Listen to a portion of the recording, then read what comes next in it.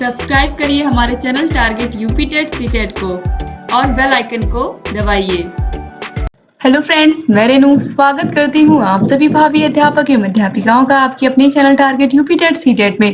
दोस्तों, हम लोगों ने पिछली वीडियोस में स्वर संधि और व्यंजन संधि के विषय में पूरा पढ़ लिया था। आज की इस वीडियो में हम पढ़ने वाले हैं विसर्ग संधि के विषय में। विसर्ग संधि किसे कहते हैं, इसके अलावा विसर्ग संधि में कौन कौन से फॉर्मूले हैं, यानी कि कौन कौन से सूत्र हैं, नियम, हम सभी को पढ़ेंगे यहाँ पर। और बहुत ही अच्छे से आज की इस वीडियो में आप पूरा विसर्ग संधि पढ़ लेंगे और बहुत सारी चीजें आपको समझ में भी आ जाएंगी। चाहे स्वर संधि हो, चाहे व्यंजन संधि हो या फिर विसर्ग संधि हो, तीनों से एग्जाम में क्वेश्चन पूछे जाते हैं, तो इसलिए तीनों ही आपके लिए बहुत ही महत्वपूर्ण है। अच्छे से आप सभी को अच्छे से समझते हुए मेरे साथ पढ़ते हुए चलिए। आप लोगों ने अभी स्वर संधि पढ़ा है, इसके बाद व्यंजन संधि पढ़ा है। आप सभी लोगों को बहुत ही आसान लगी होंगी सारी चीजें, क्योंकि मैंने बहुत ही आसान लैंग्वेज में आप लोगों को सारी चीजें समझाई हैं। और आज की भी वीडियो बहुत ही आसानी से और बहुत ही सरल भाषा में मैं आपको समझाऊंगी, तो आप लोग प्लीज ध्यान से वीडियो को देखिएगा और अपने कॉलेज के फ्रेंड्स को भी वीडियो को शेयर कर दीजिए, जिससे वो लोग भी आपके साथ इन वीडियोस को देख करके अपनी तैयारी को बेहतर बना पाए और सभी प्रशिक्षुओं के संस्कृत विषय में बहुत अच्छे नंबर आए। तो चलिए स्टार्ट करते हैं हम। सबसे पहले विसर्ग संधि की परिभाषा। विसर्ग के बाद किसी स्वर अथवा व्यंजन के आने से विसर्ग में जो परिवर्तन होता है वह विसर्ग संधि कहलाता है। तो विसर्ग संधि में कॉमन क्या होगा? विसर्ग। आपको विसर्ग हर एक एग्जाम्पल में आपको ये विसर्ग चिन्ह मिलेगा। विसर्ग का मतलब जिस तरीके से आप जब दुख लिखना होता है तो यहाँ पर आप देखो आप क्या करते हो, यहाँ पर ये द के आगे दो बिंदु, इस तरीके से, इसे हम क्या कहते हैं? विसर्ग कहते हैं। तो आपको हर जगह विसर्ग देखने को मिलेगा विसर्ग संधि में। अब चलिए हम स्टार्ट करते हैं। सबसे पहले यहाँ पर एक एग्जाम्पल हम देखेंगे। मन धन रथ मिलकर के मनोरथा, मन धन रथा मनोरथा बन जाएगा। और ये जो एग्जाम्पल यहाँ पर मैंने लिखा हुआ है, ये एग्जाम में यूपी टेट में भी कई बार पूछा गया है कि मनोरथ में कौन सी संधि है और मनोरथ का संधि विच्छेद क्या होगा। तो मनोरथ का संधि विच्छेद मन धन रथ अभी कैसे होगा ये भी मैं आपको बताऊंगी। और मनोरथ में कौन सी संधि है? तो विसर्ग संधि है। बहुत सारे प्रशिक्षु इसको गलत करके आते हैं, इसलिए मैं बार बार आपको बता रही हूँ। तो चलिए सबसे पहले हम फॉर्मूला देखेंगे। बहुत ही आसानी से आपको ये समझ में आने वाला है। व्यंजन संधि से भी आसान है विसर्ग संधि। तो देखिए इसका फॉर्मूला पहला क्या है? विसर्जनीयस्य सह। और यहाँ पर देखिए ये रूल क्या है? रूल है यानी कि नियम, विसर्ग का श में परिवर्तन होता है। यानी कि अगर विसर्ग के आगे जो विसर्ग लगा हुआ, अगर इसके आगे च छ आता है तो उसका ये स हो जाएगा। अगर ट ठ आता है तो ये वाला स हो जाएगा। और अगर त थ आता है तो छोटा सा हो जाएगा। इस तरीके से आप देखिए, अगर च छ आया तो श, ट ठ आया तो ये आप देखिए षटकोण वाला श, और अगर त थ आया तो छोटा सा। तो इस तरीके से यहाँ पर आप एग्जाम्पल देखोगे तो आप समझ पाओगे। यहाँ पर निह के आगे क्या लगा? विसर्ग लगा। अब विसर्ग के आगे आपको क्या दिख रहा है? च दिख रहा है। यहाँ पर क्या लिखा है? अगर विसर्ग के बाद च छ आएगा तो क्या इस वाले श में परिवर्तन होगा? आप देखिए यहाँ पर, तो यहाँ पर आप देखिए निधन चय मिलकर के निश्चय, निधन चय निश्चय, यहाँ पर ये श आपको दिख रहा होगा। और इसका मतलब क्या होता है? आधा श। इस तरीके से भी आप लिख सकते हो, चाहे आप इस तरीके से लिख करके हलंत लगाओ। इसके बाद देखिए फिर निधन छल निश्चल, फिर कैसे हुआ? च और छ। अगर विसर्ग के बाद, यहाँ पर विसर्ग लगा है, अगर विसर्ग के बाद च आए या छ आए या च आए तो क्या होगा? च या छ के आने पर ये वाला श आपको मिलेगा। अब इसके बाद और भी एग्जाम्पल हम देखेंगे। फिर बालधन चलती, बालश चलती, फिर आप देखिए यहाँ पर विसर्ग है, विसर्ग के बाद क्या आया? च आया है, तो च का क्या हो जाएगा? ये वाला श हो जाएगा, बालश चलती। फिर देखिए निधन चिंत, यहाँ पर विसर्ग के बाद हमें क्या मिल रहा है? च मिल रहा है, तो यहाँ पर क्या हो जाएगा? निश्चिंत या निश्चिंत। इसके बाद देखिए धनुधन टंकार, क्या हो जाएगा? धनुष टंकारा। अब ये कैसे, ये वाला श कैसे हुआ? अभी आपने देखा है कि अगर विसर्ग के बाद ट और ठ आएगा तो ये वाला षटकोण वाला श आपको मिलेगा। तो यहाँ पर आप देखिए विसर्ग के बाद हमें क्या मिला? ट मिला है, तो ट या ठ मिलेगा तो क्या हो जाएगा? ये वाला श हो जाएगा। तो इस तरीके से यहाँ पर धनुष टंकारा हो गया। फिर यहाँ पर आप देखिए नमः धनते। अब यहाँ पर विसर्ग के बाद क्या आया? त और थ अगर आएगा तो क्या होगा? त और थ अगर आएगा तो क्या होगा? श हो जाएगा, ये छोटा सा आपको मिलेगा। तो इसीलिए नमस्ते में क्या हो गया, नमा धन ते, त आने की वजह से क्या हो गया, ये वाला श मिल गया, हमें छोटा सा मिल गया। इसके बाद देखिए यशा धन तनोति, यशस तनोति, तो यहाँ पर भी आप देखिए विसर्ग के बाद त आने की वजह से यहाँ पर श हो गया है। इसके बाद हम और आगे बढ़ेंगे तो विष्णु धन त्राता, विष्णु त्राता कैसे हुआ, यहाँ पर विसर्ग के बाद क्या मिला, हमें त मिला है ना, त, इस वजह से यहाँ पर ये श मिल गया।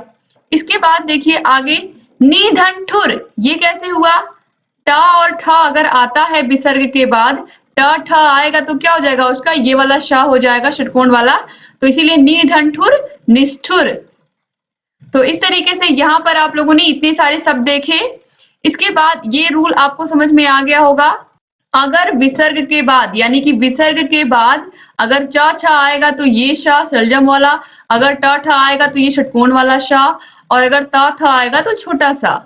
अब हम आगे बढ़ेंगे। इसके बाद दूसरा जो सूत्र है वो है सस जुशो रूह।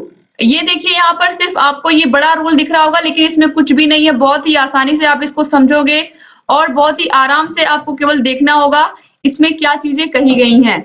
इसमें ये बात बताई गई है कि विसर्ग के पूर्व का मतलब है कि जैसे यहाँ पर भानु आप देख रहे हो, एक एग्जाम्पल भानु, भानु यहाँ पर बताया गया है। यहाँ पर आप देखिए विसर्ग के आगे क्या लिखा हुआ मिल रहा है आपको, भानु लिखा हुआ है, तो यहाँ विसर्ग लगा हुआ है, तो विसर्ग के पहले आपको क्या दिख रहा है, न दिख रहा है ना, और न पर मात्रा किसकी है, ऊ की है ना, ये ऊ की मात्रा है।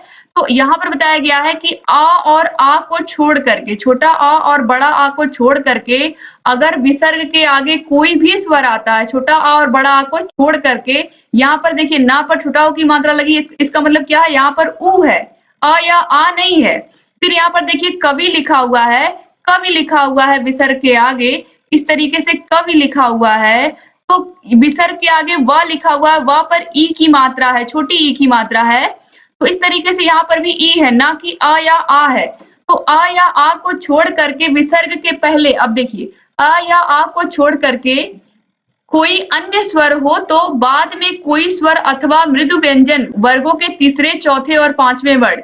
इसका मतलब जैसे कि अगर क, ख, ग, घ या अंगा है तो तीसरे, चौथे, पांचवे कौन से हो गए, ग हो गया तीसरा, घ हो गया चौथा और अंगा हो गया पांचवा। इसी तरीके से अगर च वर्ग में बात करें तो च, छ, ज, झ और इया। तो यहाँ पर आप देखिए यहाँ पर हम क्या लेंगे, जा को लेंगे तीसरे नंबर पर, चौथे नंबर पर झा को और पांचवें नंबर पर इया को। तो इस तरीके से टा वर्ग में, ता वर्ग में भी हम लेंगे, तो वर्गों के तीसरे, चौथे और पांचवें वर्णों को आपको समझ में आ गया होगा। या रा, ल और व हो तो विसर्ग का र हो जाता है, र मतलब आधा र हो जाता है, यानी कि जो विसर्ग है उसके जगह पर क्या हो जाएगा, ये जो बिंदु है ये हट करके र हो जाएगा, उसके जगह पर आधा र। यदि स्वर बाद में होता है तो र आगे की आने वाले स्वर में मिल जाता है। यहाँ पर बताया गया है कि अगर इस विसर्ग के बाद कोई स्वर आता है तो ये जो विसर्ग है, ये जो विसर्ग का जो र है ये उसी स्वर में मिल जाता है। जैसे कि यहाँ पर ऊ आया है, ऊ क्या है, स्वर है, ये जो र है इसमें मिल गया, यानी कि र पर किसकी मात्रा आ गई, ऊ की मात्रा आ गई, छोटा ऊ की। तो यही यहाँ पर बताया गया है। और व्यंजन के आगे होने पर र आगे वाले व्यंजन के ऊपर चढ़ जाता है, तो यानी कि अगर व्यंजन आएगा तो उसके ऊपर चढ़ जाएगा। जैसे कि यहाँ पर देखिए ये विसर्ग है और यहाँ पर धन आया है, तो ये जो विसर्ग है ये विसर्ग र, आधा र बना और आधा र किसके ऊपर आ गया, ध के ऊपर आ गया, तो ऊपर चढ़ जाता है। अगर व्यंजन आएगा तो उसके ऊपर चढ़ जाएगा और अगर स्वर आएगा तो ये स्वर में ही समा जाएगा, र। अब देखिए एग्जाम्पल जब आप देखोगे तो आसानी से आपको ये बातें समझ में आएंगी और आपको परेशान नहीं होना। हर एक एग्जाम्पल को मैं बहुत ही अच्छे से क्लियर करूंगी और बहुत ही अच्छे से आपको सारी बातें समझ में आएंगी। अब देखिए भानु धन उदेति, अभी मैंने आपको समझाया है आ या आ नहीं आएगा, केवल क्या आएंगी, छोटा ऊ, बड़ा ऊ, छोटी बड़ी ये सब मात्राएं आएंगी। ए, ऐ, ओ, औ भी आ सकता है विसर्ग से पहले, लेकिन छोटा आ और बड़ा आ नहीं आएगा। यहाँ पर आप देख सकते हैं स्पष्ट रूप से, यहाँ पर भी मैंने ये रूल लिख दिया है ताकि आपको कोई कंफ्यूजन ना हो। तो कवि ही सबसे पहले भानु धन उदेति, क्या हो गया, भानु रुदेति, कैसे हुआ, भानुरु देती कैसे हुआ, यहाँ पर देखिए जब ये विसर्ग हटा तो यहाँ पर र आया और र में किसकी मात्रा आ गई, ऊ की मात्रा आ गई। र ने क्या किया, ऊ की मात्रा को ले लिया। यही तो बताया गया है अभी कि र क्या करेगा, उस आगे आने वाले वर्ड को अपने में समाहित कर लेगा, यानी कि उसकी मात्रा को ले लेगा। अभी यहाँ पर देखिए कवि धन आगता, तो ये जो विसर्ग हुआ इसका र हुआ और ये क्या कर, यहाँ पर आगता है, आ क्या है, यहाँ पर ये स्वर है, तो ये र क्या करेगा, इसको ले लेगा, यानी कि ये स्वर अपने आप में क्या करेगा, रा को समाहित कर लेगा, या फिर रा भी आप कह सकते हैं कि रा पर आ की मात्रा आ जाएगी। तो ये आ ने क्या किया, रा को ले लिया, तो ये क्या हो गया, कबीरा गता, यानी फिर रा पर आ की मात्रा आ गई। फिर देखिए मुनि धन आगता, बहुत आसान है, यहाँ पर र हुआ, आधा र हुआ यहाँ पर विसर्ग का, और यहाँ पर आगता है, तो र किस में चला गया, आ में। आ ने क्या किया, र को ले लिया, तो यहाँ पर रा पर आ की मात्रा आ गई, तो मुनिरा गता। इस तरीके से भी एग्जाम में देख सकते हो आप लोग। यहाँ पर इसका क्या हो गया, यहाँ पर किस तरीके से चेंज हुआ है, यहाँ पर मैंने लिखा है कि जो विसर्ग है ये आधे र में कन्वर्ट हुआ, फिर यहाँ पर इस तरीके से मुनिरा गता है आपको देखने को मिला। इसके बाद देखिए निधन धना में क्या हुआ, र कहाँ चला गया, र चला गया ध के ऊपर, निर्धना। कैसे, क्योंकि ये ध क्या है, ध कोई स्वर नहीं है, जबकि आ क्या है, स्वर है, आ स्वर है, ऊ स्वर है, लेकिन ध क्या है, व्यंजन है ना, तो इस वजह से ध के ऊपर र चला गया। इसके बाद देखिए भानोधन मयूखा, भानोर मयूखा क्या होगा, भानोर मयूखा, यहाँ पर भी क्या हुआ, ये जो विसर्ग था इसका आधा र हुआ और ये र कहाँ चला गया, माँ के ऊपर चला गया, भानोर मयूखा। इसके बाद यहाँ पर भी खा के आगे आप विसर्ग लगा लीजिए। इसके बाद फिर हम आगे देखेंगे बही धन देशा, यहाँ पर देखिए विसर्ग का आधा र हुआ, आधा र, और यहाँ पर क्या है, द है, तो द व्यंजन है, तो इसके आगे क्या, द कहाँ पर चढ़ेगा, र कहाँ पर चढ़ेगा, द के ऊपर, तो बहिर देशा। फिर है निधन गता, यहाँ पर भी ये विसर्ग का र होगा और र कहाँ पर आएगा, ग के ऊपर, क्योंकि ग क्या है, व्यंजन है, स्वर नहीं है, तो ग के ऊपर आ गया निर्गता। फिर देखिए निधन उपाया, अब ध्यान से आप देखिएगा, अब ये विसर्ग का तो क्या हो जाएगा, आपको पता है आधा र हो जाएगा, और उपाय, ऊ क्या है, स्वर है, तो ये मात्रा ऊ की कहाँ लगेगी, र के ऊपर, तो ये हो गया निरुपाय। तो आपको समझ में आ रहा होगा कि जब कोई स्वर आएगा तो ये जो स्वर है इसकी मात्रा र पर आ जाएगी। आप देखिए ऊ है तो र पर ऊ की मात्रा हो गई, निरुपाय। फिर देखिए दुधन उपयोग, अब ध्यान से देखिएगा, यहाँ द का र हुआ, आधा र, और ये र पर मात्रा किसकी आएगी, ऊ की आएगी, तो ये दुरुपयोग हो गया, क्योंकि यहाँ पर भी क्या है, ऊ स्वर है। इसके बाद देखिए दुधन भाग्य, दुधन भाग्य, तो यहाँ पर द का आधा र हुआ और ये भ क्या है, ये व्यंजन है, तो यहाँ पर क्या हो जाएगा, दुर्भाग्य, दुधन भाग्य दुर्भाग्य। फिर देखिए दुधन गम दुर्गम, कैसे हुआ, ये द का आधा र हुआ और ये ग के ऊपर र की मात्रा आ गई, दुर्गम हो गया। फिर निधन आशा, ये क्या हो जाएगा, निधन आशा। आप देखिए यहाँ पर विसर्ग का र हुआ, आधा र, और ये र में किसकी मात्रा आएगी, आ की मात्रा, तो ये क्या हो गया, निराशा, आ क्या है, स्वर है। फिर पुनः धन रचना, ये क्या हो जाएगा, ये हो जाएगा पुनः रचना। दोस्तों ये जो आप देख रहे हो ना, इसमें दूसरा रूल लगा है, ये अभी मैं ऊपर जब आपको बताऊंगी तब आपको समझ में आएगा, अभी आगे आप देखोगे तो आप समझ में आओगे पुनः धन रचना का किस तरीके से पुनः रचना हुआ है। अब देखिए यहाँ पर यदि विसर्ग के आगे र व्यंजन हो तो विसर्ग का लोप हो जाता है और उसके पहले का ह्रस्व स्वर दीर्घ स्वर में बदल जाता है, जैसे कि निधन रोग, नी रोग। ये जितने भी एग्जाम्पल यहाँ पर आप देख रहे हो बहुत ही इंपॉर्टेंट है, अभी मैं आपको बता दे रही हूँ। इसमें बच्चे कंफ्यूज हो करके गुण संधि लगा देते हैं जैसे ही आप मात्रा देखते हैं, लेकिन ये बहुत बड़ी गलती करते हैं बच्चे, इसलिए मैं आपको बता रही हूँ कि आप लोग ध्यान से देखिएगा। पहले यहाँ पर हो क्या रहा है, अब आप ध्यान से देखिए। अगर विसर्ग के आगे, ये जो विसर्ग आप देख रहे हो, विसर्ग के आगे अगर र आता है, क्या आता है, आप सब जगह देखिए, सारे एग्जाम्पल में आपको र दिख रहा होगा। विसर्ग के आगे अगर र आएगा तो क्या होगा, विसर्ग के आगे अगर र आएगा तो विसर्ग के पहले जो आप देख रहे हैं, यानी कि विसर्ग के सामने अगर र आ रहा है, और विसर्ग किसके सामने लगा हुआ है, यहाँ पर आप कंफ्यूज मत होइए, फिर से मैं क्लियर कर रही हूँ। अगर विसर्ग के बाद, आप इस तरीके से समझिए, अगर विसर्ग के बाद र आता है, विसर्ग के बाद र आता है सब में, आप देखिए तो ये जो विसर्ग के पहले का वर्ण है, न जो पहले इसके आ रहा है, विसर्ग के पहले आ रहा है, ये न पर बड़ी ई की मात्रा हो जाएगी। पहले तो आप ये समझिए, ये क्या हो गया, आप देखिए बड़ी ई की मात्रा, बस यही आपको समझना ही है। ह्रस्व स्वर है वो दीर्घ स्वर में बदलेगा, यानी कि अगर छोटी ई की मात्रा है तो बड़ी ई की, छोटा ऊ है तो बड़ा ऊ। बस यहाँ पर आप देखिए नी धन रोग क्या हो गया, ना पर बड़ी की मात्रा नी, रोग निरोग, यानी कि इस विसर्ग के हटते ही ना पर बड़ी की मात्रा लग गई और कुछ नहीं हुआ। यहाँ पर आप देखिए नी धन रस क्या हो गया, नीरस हो गया।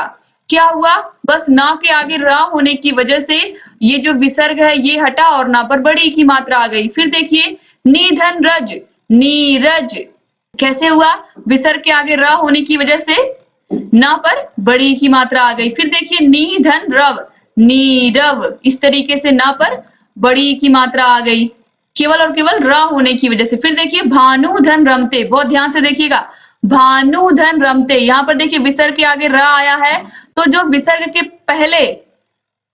पहले का जो वर्ण है ना पर छोटा ऊ की मात्रा है ना, तो जहां पर छोटा ऊ रहेगा वहां पर बड़ा ऊ आ जाएगा, जहां पर छोटी ई रहेगी वहां पर बड़ी ई हो जाएगी। तो इस तरीके से यहाँ पर आप देखिए विसर्ग गायब हुआ, तो यहाँ पर ना पर बड़ा ऊ की मात्रा भानु रमते।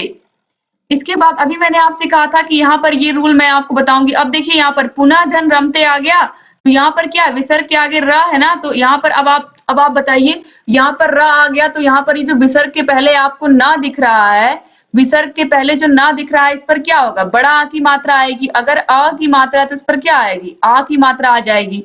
इसीलिए यहाँ पर क्या हो गया, पुनः रमते। तो आपको समझ में आ गया होगा कैसे ये पुनः रमते हुआ है, ये सूत्र से हुआ है। फिर पुनः जन रचना, ये क्या हो जाएगा, पुनः रचना। कैसे, यहाँ पर विसर्ग हटेगा तो यहाँ पर क्या होगा, ना पर आ की मात्रा आ जाएगी, पुनः रचना। इस तरीके से यही एग्जाम्पल था पुनः रचना जो आपने पीछे देखा है किस तरीके से हुआ है। तो यहाँ पर विसर्ग के आगे र होने की वजह से जो ना पर बड़ा आ की मात्रा आ गई, बाकी इस तरीके से आपको पुनः रचना लिखा हुआ मिल गया। अब इसके बाद दोस्तों यहाँ पर देखिए एक रूल और है जो आपको समझना है, ये भी बहुत ही महत्वपूर्ण है और इससे भी एग्जाम में क्वेश्चन आता है। तो यहाँ पर आपको समझना है कि यदि ह्रस्व अ पर विसर्ग हो तथा विसर्ग के आगे अ ह्रस्व वर्ग का तीसरा, चौथा, पांचवा वर्ण अथवा या, रा, ला, वा, हा, इन वर्णों में से कोई भी वर्ण हो तो विसर्ग के स्थान पर ऊ हो जाता है।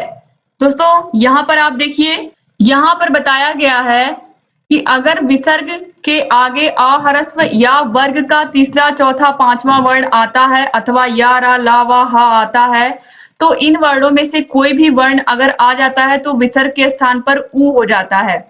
यहाँ पर दोस्तों देखिए सहधन अपि, आपको दिख रहा होगा विसर्ग के आगे क्या दिख रहा है, आपको अ दिख रहा है। तो यहाँ पर बताया गया है कि जो विसर्ग है उसका ऊ हो जाता है, क्या हो जाता है, ऊ हो जाता है। तो यहाँ पर आप देखिए स, अब विसर्ग हट गया, इसमें से विसर्ग पर क्या आ गया, ऊ धन अपि। अब यहाँ पर देखिए आपने पढ़ा था गुण संधि में, अगर अ या आ के बाद अगर ऊ या ऊ आता है तो क्या हो जाता है, अ या आ का ओ हो जाता है। यही तो आपने पढ़ा था विसर्ग संधि में, आ या आ के बाद अगर ऊ या ऊ आता है तो उसका ओ हो जाता है, यही आपने पढ़ा था। तो यहाँ पर यही चीज आपको समझनी है कि जो स धन ऊ धन अपि है ये क्या हो गया, सो। यहाँ पर अ था, स में आ छिपा हुआ है और यहाँ पर ऊ है, तो ये मिलकर के सो हो गया, सो धन अपि सो अपि हो गया। बस यही आपको इसमें याद रखना है। यहाँ पर आप देखिए पया धन धरा, तो पया का जब हमने जैसे इसको हटाया, विसर्ग को हटाया, विसर्ग को क्या किया हमने, हटा दिया, यहाँ पर ऊ आ गया, यहाँ पर ध और र आ गया, ठीक है, धरा आ गया। धरा को ऐसे लिख दिया, बस विसर्ग को हटा करके क्या किया हमने, इसको ऊ बना दिया, ऊ, क्योंकि रूल के अकॉर्डिंग ही हम चल रहे हैं। तो पय धन ऊ धन धरा, अब यहाँ पर या में आ छिपा हुआ है और आ और ऊ मिलकर के क्या हो जाएंगे, ओ हो जाएंगे। विसर्ग संधि में आपने ये पढ़ा ही है, तो ये क्या हो गया, पय धन ऊ धन धरा, पयोधरा। तो आपको अगर संधि विच्छेद करने को आएगा तो आपको इस तरीके से नहीं करना है। आपको क्या करना है, जब पयोधरा का संधि विच्छेद पूछेगा तो आपको क्या करना है, सिंपल लिख देना है पय धन धरा। इसके बाद और एग्जाम्पल हम देखेंगे, मनः धन रथ, तो मनः धन रथ क्या हो जाएगा, मनोरथ हो जाएगा। अभी मैंने आपको बताया भी था कि मैं आपको बताऊंगी ये रूल। तो यहाँ पर भी आप, यहाँ पर जब विसर्ग हटा होगा इस तरीके से, मन धन ऊ धन रथा। तो यहाँ पर ना में आ छिपा हुआ है और ये ऊ, तो आ या आ के बाद अगर ऊ आता है तो उसका क्या हो जाता है, ओ हो जाता है। यही तो आपने पढ़ा है गुण संधि में, तो ये क्या हो गया, ओ हो गया। तो इसीलिए मन है धन रथ है, क्या हो गया, मनोरथ हो गया। तो इसीलिए यहाँ पर मनोरथ हो गया। तो आपको समझ में आ रहा होगा, पय धन द पयोद, पय धन द पयोद। तो यहाँ पर भी क्या हुआ, यहाँ पर ओ की मात्रा आ गई, बस ये विसर्ग हट करके। फिर देखिए सरधंजा सरोजा, बहुत इंपॉर्टेंट है ये, बहुत लोग गलत करते हैं एग्जाम में। सरधंजा होता है सरोज का, सरोज का जो संधि विच्छेद होता है वो क्या होता है, सरधंजा होता है। किस तरीके से, मैंने अभी आपको बताया है, इस तरीके से। यहाँ पर आप देखिए सरधन जा है, तो यहाँ पर क्या हुआ होगा, सर धन, ये विसर्ग घटा होगा तो ऊ आया होगा, और यहाँ पर जा, फिर रा में आ छिपा हुआ है और यहाँ पर ऊ, और ऊ मिलकर के क्या होंगे, स, और रा पर ओ की मात्रा स रो, और यहाँ पर जा सरो, जिस तरीके से बना। इसी प्रकार मना धन योग मनोयोग, मना धन नयन मन मनोनयन, पया धन धर पयोधर, अधा धन गति अधोगति, तेजा धनमय तेजोमय। इसके बाद देखिए विसर्ग में कोई परिवर्तन नहीं होगा। दु धन शासन दुशासन, इस तरीके से भी लिख सकते हैं आप, इस तरीके से भी लिख सकते हैं। दुधन साहस दुस्साहस या दुस्साहस, इस तरीके से भी लिख सकते हैं। निधन संकोच निसंकोच या निसंकोच, निधन संग निशंग, इस तरीके से इनमें कोई परिवर्तन नहीं होता है। विसर्ग जिस तरीके से आप संधि विच्छेद देखोगे वैसे ही आपको संधि भी देखने को मिलेगी। तो इस तरीके से यहाँ पर आज आपने पूरा खत्म कर लिया संधि टॉपिक को। आपने क्या क्या पढ़ा, स्वर संधि पढ़ा, व्यंजन संधि पढ़ा और विसर्ग संधि भी पूरा पढ़ लिया। उम्मीद करती हूँ ये वीडियो भी आपको पसंद आई होगी। अगर वीडियो अच्छी लगी तो प्लीज वीडियो को शेयर कर दीजिएगा अपने कॉलेज फ्रेंड्स को भी, और जहां पर भी आपको लगे इस वीडियो की जरूरत है वहां पर प्लीज आप इस वीडियो को शेयर कर दीजिएगा, कॉलेज के व्हाट्सएप ग्रुप में, फेसबुक ग्रुप, जहां पर भी दोस्तों आप लोगों को लगे कि आपके फ्रेंड्स को भी इससे फायदा होगा, आप लोग प्लीज वीडियो को शेयर करिएगा। आपको पता है कि फर्स्ट पेपर पूरा सचिव मूल्यांकन पढ़ा करके मैंने खत्म कर दिया अपने हाथों से, इस तरीके से मैंने नोट्स बनाया है। इसके अलावा सेकंड पेपर समावेशी शिक्षा भी पूरा पढ़ा के खत्म कर दिया है, वो भी मैंने आपको नोट्स के माध्यम से पढ़ाया है। साइंस विषय पूरा पढ़ा के खत्म कर दिया है, वो भी मैंने नोट्स बना के ही आपको पढ़ाया है। हिंदी विषय भी पूरा पढ़ा के खत्म किया गया है और वो भी नोट्स के द्वारा ही आपको पढ़ाया गया है लिख करके। इसके अलावा सामाजिक विज्ञान की क्लासेस आपको मिल रही हैं, आपको मैथ की क्लास, कंप्यूटर की क्लास, सभी की क्लास मिलेंगी दोस्तों, और पूरा सिलेबस हम आपका खत्म करेंगे। हमने आपको बताया भी है टारगेट कि हम आपका सारा विषय कंप्लीट करा देंगे समय से पहले। और संधि जो टॉपिक है ये भी आज आपका कंप्लीट हो गया। संस्कृत विषय में सभी टॉपिक अच्छे से आपको क्लियर कराए जाएंगे, बस आप चैनल से बने रहिए। और अगर चैनल को सब्सक्राइब नहीं किया तो प्लीज सब्सक्राइब कर दीजिए, और ज्वाइन बटन आपको मिलेगा सब्सक्राइब के बगल में, अगर आप इसको क्लिक करते हैं तो जो भी आप देख रहे हैं, जितना भी मैंने यहाँ पर पीडीएफ के माध्यम से आपको पढ़ाई है, सभी पीडीएफ आपको ज्वाइन बटन क्लिक करने के बाद मिलेंगे। तो अधिक से अधिक प्रशिक्षु चैनल को ज्वाइन करिए और सभी लोग इन पीडीएफ का लाभ लीजिए। यहाँ आई बटन पर क्लिक करके आपको सभी वीडियोस की लिंक मिल जाएगी, सभी विषयों के डिस्क्रिप्शन बॉक्स और कमेंट बॉक्स में भी आपको लिंक मिल जाएगी, वहां से जाकर के भी आप लिंक के माध्यम से सभी वीडियोस को देखिए। और जहाँ कहीं भी कोई भी समस्या आ रही है हमसे बताइए, आपकी सभी समस्याओं का समाधान target UP TET CTET channel करता रहा, लगातार करता रहेगा और आपको बेस्ट से बेस्ट तैयारी कराता रहेगा। तो दोस्तों मिलते हैं नेक्स्ट वीडियो में, तब तक अपना ख्याल रखिएगा, अपने परिवार का ख्याल रखिएगा और हमारे चैनल से ऐसे ही बने रहिएगा। जय हिंद।